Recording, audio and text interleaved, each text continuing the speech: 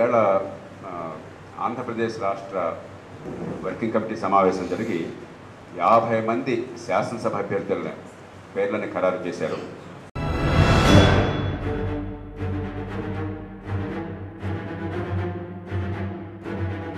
స్థూలంగా 50 మందిలో 28 మంది బీసీ, ఎస్సీ, మైనారిటీలకు చెందినవారు. చాలామంది యువకులు, మహిళలు ఇద్దరే ఉన్నట్టున్నారు. మహిళల విషయంలో మాకు క్యాండిడేట్స్ దొరకడం లేదు. దొరికితే ఎంతమందిని పెట్టడానికి సిద్ధంగా ఉన్నాం. కానీ సగటు వయసు 35 ఆ ప్రాంతంలో మాత్రమే. ఇక్కడ తెలంగాణ రాష్ట్రంలో కూడా మాకు సగటు వయసు సుమారుగా అట్లానే ఉంది. అత్యధికులు చాలా చిన్న వయసులో ఉన్నవాళ్ళు, ఆదర్శంతో వచ్చిన వాళ్ళు. మేము ఈవేళ లోక్సత్తా పార్టీ నుంచి ప్రజలను కోరుతుంది ఒక్కటే, మేము అన్ని చోట్ల పోటీ చేయడం లేదు కాబట్టి మేము ప్రభుత్వాన్ని ఏర్పాటు చేస్తామని మేము అంటలేదు. కానీ కొత్త రాష్ట్రాలు ఏర్పడుతున్నప్పుడు పురిట్లోనే సంధి కొట్టే ప్రమాదం ఈవేళ ఉన్నది. 2 తెలుగు రాష్ట్రాల ఆర్థిక భవిష్యత్తుకి పునాదులు వేసే ప్రయత్నం చేసింది విజయవంతంగా లోక్సత్తా పార్టీ. మాకు శాసనసభలో ఒకే ఒక్క సీటు ఉన్నా కూడా ఏ రకమైన పక్షపాతానికి, విద్వేషభరిత వాతావరణానికి తావివ్వకుండా తెలుగు ప్రజల ఉమ్మడి ప్రయోజనాలు పరిరక్షించడం కోసం ఎన్నో ఆటుపోట్లని, ఒత్తిళ్లను తట్టుకుని మేము పోరాడాం. చివరికి రాష్ట్ర శాసనసభలో దీని మీద, ఈ బిల్లు మీద చర్చ వచ్చినప్పుడు అక్కడ మాట్లాడిన ప్రతి ఒక్కళ్ళు మినహాయింపు అనేది లేకుండా వాళ్ళ నియోజకవర్గం మీద, వాళ్ళ ప్రాంతం మీద కన్నుపెట్టి నాయకులతో సహా, ప్రభుత్వ నాయకులతో సహా విద్వేషాలని పెంచే తీరున చర్చ నడిపారు తప్ప సామరస్యంగా పరిష్కారాన్ని తెచ్చే తీరు నడపలేదు. ఆ నేపథ్యంలో మేము చాలా సగర్వంగా చెప్పుకుంటున్నాం, లోక్సత్తా పార్టీ తెలుగు ప్రజల మధ్య సామరస్యతని కాపాడేందుకు విశేష కృషి చేసింది. విభజన పర్యవసానాల్ని గణాంకాలతో సహా వివరంగా బయటపెట్టింది. అందరి ప్రయోజనాలని సమన్వయం చేస్తూ నిర్దిష్టమైనటువంటి పరిష్కారం. ఈవేళ ప్రత్యేక ప్రతిపత్తి గల రాష్ట్రం అన్న మాట వచ్చిందే మా నోటి నుంచి. మీ అందరికీ తెలుసు ఏ ప్రాంతానికి ఎంత రెవెన్యూ లోటు ఉంటుందన్నది ఇక్కడ ఈ సమావేశంలో మొట్టమొదటిసారిగా ఈ వేదిక మీద నుంచే నేను ప్రకటించాను. తర్వాత దాన్నే శాసనసభలో ప్రకటించాను, శాసనసభ మీడియా పాయింట్ దగ్గర ప్రకటించాను. ఈవేళ కూడా చర్చలు దాని గురించి జరుగుతున్నాయి. ఈ తెలుగు ప్రాంతాలను గురించి, ఆర్థిక పరిస్థితుల గురించి, పరిష్కారాల గురించి చర్చ ఏం జరిగినా కూడా ప్రభుత్వం కానీ, పెద్ద పార్టీలు అనుకునేవి కానీ, 100 కోట్ల ఎన్నికల్లో ఖర్చు పెట్టే పార్టీలు కానీ ఒక్క పార్టీకి కూడా అసలు ఏ ప్రాంతంలో రెవెన్యూ ఎంత ఉంటుంది, ఖర్చు ఉంటుందో వివరాలు చెప్పే ప్రయత్నం కూడా అది రాజకీయం అనుకోవట్లే వాళ్ళు. అలాగే పరిష్కారం కోసం మేము ఏ ప్రతిపాదనలు చేసామో అవే చర్చకు వచ్చినాయి. వాటిని బిల్లులో పెట్టారు. వాటినే ఆ బిల్లులో సవరణ రూపంలో కానీ, ప్రధానమంత్రి హామీల రూపంలో కానీ తీసుకొచ్చారు.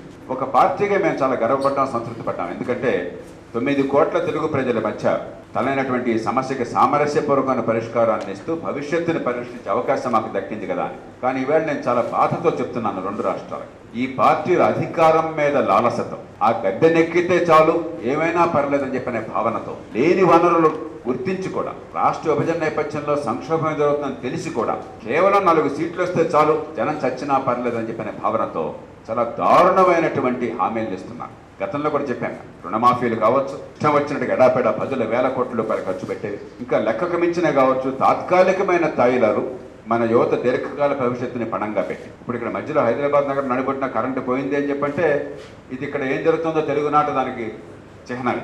కరెంట్ లేదు, పరిశ్రమలు ఎట్లా వస్తాయి? పరిశ్రమలు లేవు, ఉపాధి ఎట్లా వస్తుంది? తెలంగాణ ఉద్యమం వచ్చిందే ఉపాధిని గురించి, సీమాంధ్రంలో ఆందోళన తలెత్తిందే తెలంగాణ వస్తే ఉపాధి పోతుందేమో అన్న భయం గురించి. ఈ మొత్తం ఉపాధి చుట్టూ తిరుగుతుందని తెలంగాణ పెట్టొచ్చు, మీరు కులం పెట్టొచ్చు, రిజర్వేషన్ పెట్టొచ్చు. సమస్య యువతకు ఉపాధిని ఇవ్వడం కోసం పారిశ్రామికీకరణ, విద్యుత్తు, మౌలిక సదుపాయాలు, అధికారాన్ని వికేంద్రీకరించడం, జనం చేతుల్లో కొంతైనా డబ్బు పెట్టి ఏ ఊరికి ఆ ఊరు, ఏ వాటికి ఆ వాటి పని చేసిన ఏర్పాటు చేయడం, ఇప్పటిదాకా ఈ రాష్ట్రాన్ని నాశనం చేసిన ఈ అవినీతిని అంతం చేసే ప్రయత్నాలు చేయడం, ఇవన్నీ పక్కన పెట్టి హాయిలాలు ఇవ్వడం, తిట్టుకోవడం. ఈ కులాల పంచాయతీ, ఈ వర్గాల పంచాయతీ చాలా వికృతమైన రీతిలో ఉంది. మీ నుంచే నాకు సమాచారం వచ్చింది, జిల్లా పరిషత్ సభ్యుడి ఎన్నికకి కొన్ని చోట్ల అంటే మండలం నుంచి ఎన్నిక అయ్యేవాడు. మండలం ఓట్లు ఎన్ని ఉంటాయి బాలకృష్ణ? 25,000 ఉంటాయా? 25-30 ఉంటాయి. పడే ఓట్లు 20-25 ఉండొచ్చు. దానికి 7 కోట్ల రూపాయలు ఖర్చు పెట్టే మండలాలు ఉన్నాయని నేను విన్నాను. ఒక మండలం నుంచి ఎన్నికే జిల్లా పరిషత్ సభ్యుడి ఎన్నికకి 7 కోట్ల రూపాయలు ఖర్చు పెట్టే మండలాలు ఇవాళ ఉన్నాయని విన్నాను. ఏంటంటే జడ్పీటీసీ మెంబర్ చేసేది జిల్లా పరిషత్ చైర్మన్ ఎన్నుకోవడం కోసం ఒక్కసారి 5 ఏళ్లలో చేయెత్తుతాడు. ఆయనకున్న ఒకే ఒక్క పని 5 సంవత్సరాల కాలంలో జడ్పీ చైర్పర్సన్గా ఎవరు ఎన్నిక అవుతారన్న దానికి అది చేయెత్తే అధికారం. కొన్ని జడ్పీ చైర్మన్కి ఏమిటి? ఏమీ లేదు, కారు, ఫోను, ప్యూను, లైట్. కారుకు లైట్ ఇస్తున్నారా? అంతే. అంటే ఎంతటి వికృతమైన స్థితిలో ఉన్నాం మనం, ఎంతటి ఉన్మాద స్థితిలో ఉన్నాం మనం. డబ్బు సంచులు ఉంటే సీట్లు, పనికి మాలిన పదవులకు కూడా కోట్ల రూపాయల ఖర్చు, సీట్లు కోట్లతో కొంటాం, ఓట్లు కోట్లతో కొంటాం, ఆయన కాడికి దోచేసుకోవటం. కనీసం ఇంత ఈ రాష్ట్రంలో తెలుగు నేల చీలిన తర్వాత అయినా సరే 2 ప్రాంతాల్లో 2 రాష్ట్రాల్లో యువతలో భవిష్యత్తు పట్ల ఇంత ఆందోళన ఉన్న నేపథ్యంలో అయినా సరే కనీసం జనం జీవితాన్ని గురించి ఆలోచిస్తారు, రాజకీయం అంటే జనం జీవితాన్ని గురించి అని చెప్పన్న భావాన్ని మనసులో పెట్టుకుంటారు. చేసిన తప్పులను ఒక్కసారి వెనక్కి తిరిగి చూసుకుని మళ్ళీ తప్పులు దొరకకుండా కొంతైనా జాగ్రత్త పడతారని ఆశించాం మనమంతా. ఈ ఆశలు అరియాసనే ఎప్పుడూ లేనంతగా ఎన్నికల్లో ఖర్చు, చాలా కృత్రిమమైన రాజకీయం, ఏ క్షణాన ఎవడు ఏ పార్టీలో ఉంటాడో తెలియని పరిస్థితి. అంటే 2 రాష్ట్రాల భవిష్యత్తు కూడా ప్రమాదంలో పడే పరిస్థితిని కల్పించాలి. 2 రాష్ట్రాల్లో తెలుగు ప్రజలను మేము కోరుతున్నాం, మేలుకోవాలి. దయచేసి కళ్ళు తెరవండి.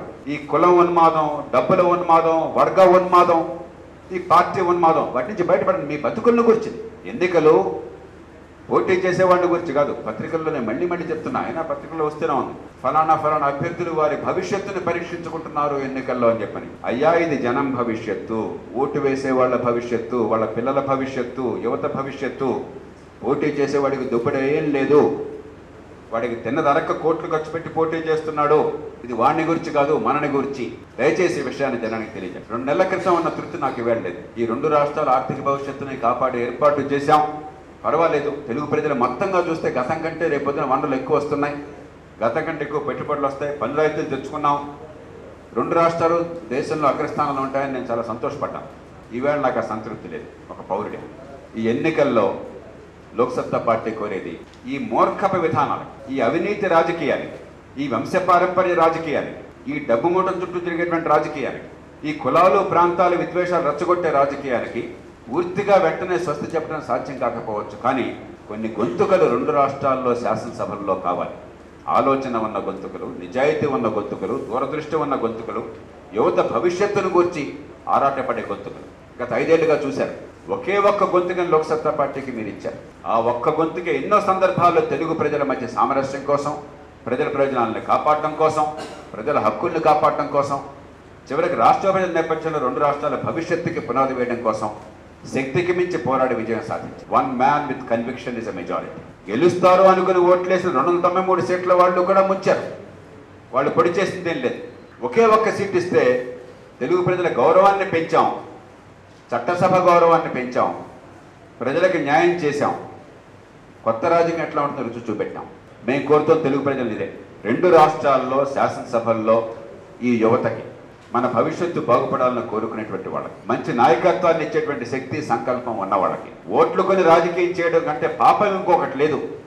ఇది ప్రజల మనసుల్ని గెలవాలి, ప్రజల భవిష్యత్తు కోసం ఈ పోరాటం అని ఆలోచించి పోరాటం చేస్తున్న వాళ్ళకి గొంతుకులు ఇస్తే ప్రయోజనం తెలుగు ప్రజలకి. పదవులు నిజాయితీ పరులకి, సమర్థులకి ముళ్ళ కిరీటం.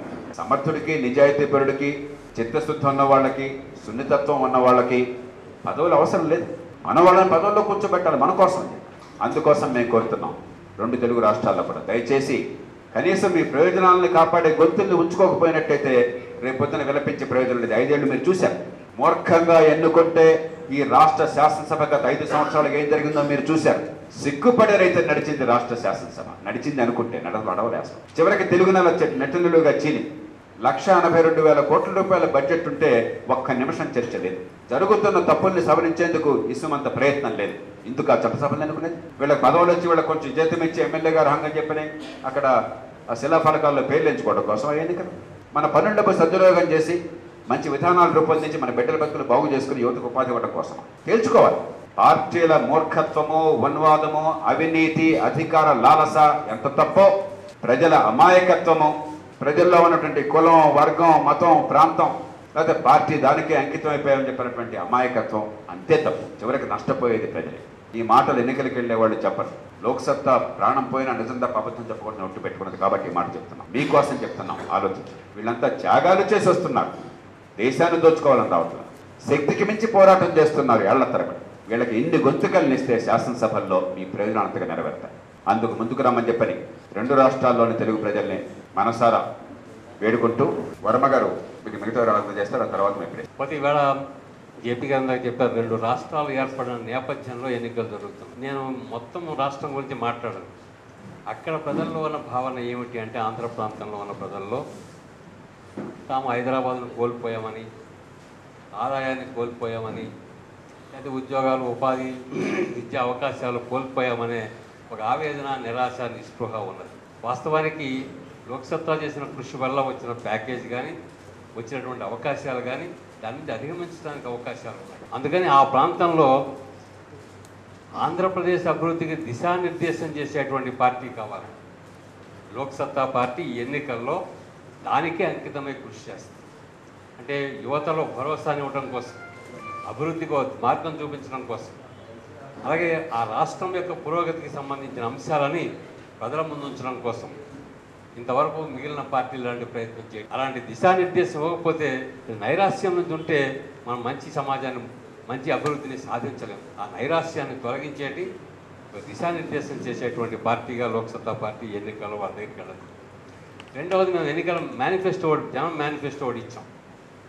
అది ప్రజలకు నిజమైన అభివృద్ధి అంటే ఏమిటి అనే అంశాలను దాంట్లో మేము ప్రస్తావన చేసాం. ఆ 12 అంశాలు చాలా కీలకమైనవి.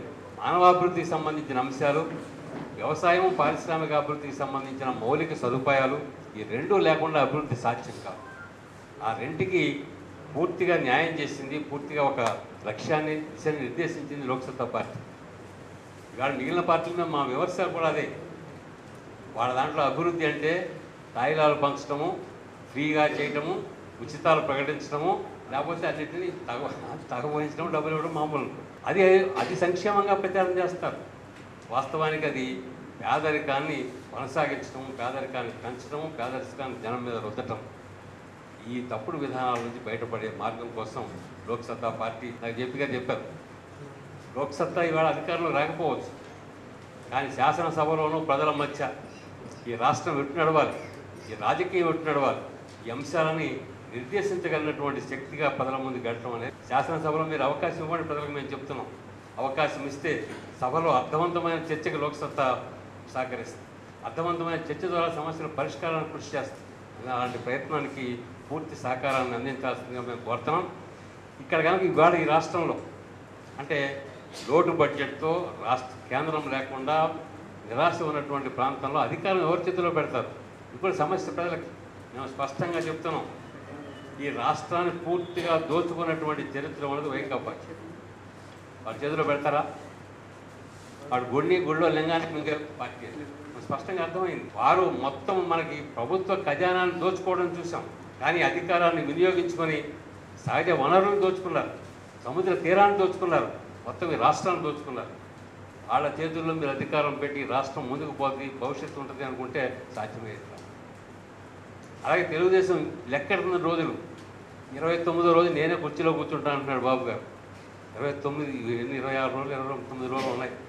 రాగానే ఇంకా అపాయింటెడ్ డేట్ రాకపోయినా ఆయనకి మాత్రం అపాయింటెడ్ డేట్ వచ్చినట్టుగానే భావిస్తున్నారు. ఆయన సమస్తము ఫ్రీయే. కనపడినవాడు ఎక్కడ ఎదురు వస్తే అక్కడ వాళ్ళకు ఒక అంటే రైతులకు సంబంధించి రుణమాఫీ మనం గతంలో చూసాం. కాంగ్రెస్ రుణమాఫీ చేస్తే 70,000 కోట్ల రూపాయల రుణమాఫీ చేసింది. మన రాష్ట్రంలో 12,500 కోట్ల రూపాయల రుణమాఫీ చేయించారు. అయిన తర్వాత ఆత్మహత్యలు అయినాయా? రైతుల జీవితాల్లో ఉన్న మారినాయా? ఇది మనకు అనుభవం ఉంది. ఇంతకుముందు ఎప్పుడో యునైటెడ్ ఫ్రంట్ గవర్నమెంట్ చేసింది ఒకసారి, చరణ్ సింగ్ గారు చేశారు, ఆయన చేశారు. వాడు చేసినప్పుడు ఏం రాలా. అందుకని రైతులకు మేము విజ్ఞప్తి చేస్తున్నాం, మీరు రుణమాఫీ అనేది తాత్కాలికంగా మీకు కనిపించే బెనిఫిట్ కావచ్చు, కానీ శాశ్వతంగా రుణమాఫీ మీ జీవితాలను మార్చేది కాదు. మీరు పండించిన పంటకి గిట్టుబాటు లాభసాటి ధర వస్తేనే, దానికి మార్కెట్ ఉంటేనే, దాని నుంచి మీరు లాభం పొందితేనే వ్యవసాయంలో ఉంటారు ఎవరైనా. దానికి ఏ పార్టీ మాట్లాడుతున్నారు? అందరూ రుణమాఫీలు తప్ప. అందుకని డ్వాక్రా మహిళలకు ఉచితం రుణాలు లేవు, రద్దు. ఇది తక్కువ. ఇవన్నీ రైతులకి నిజంగా ఇవాళ కట్టొద్దన్నారు కనుక 50,000 కోట్ల రూపాయలు రుణమాఫీ ఇవ్వాలి.